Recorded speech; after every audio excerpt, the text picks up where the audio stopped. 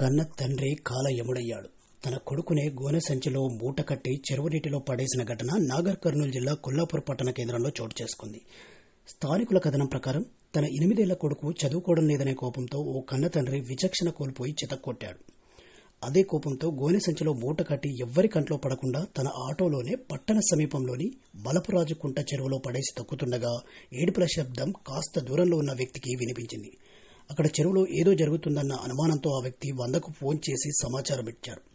వెంటనే తన సిబ్బందితో సంఘటనా స్థలానికి చేరుకున్న కొల్లాపూర్ ఎస్ఐ గోనె సంచిలోంచి ఆ బాలుడిని తప్పించి ఆ బాలుడి తండ్రిని అదుపులోకి తీసుకున్నారు.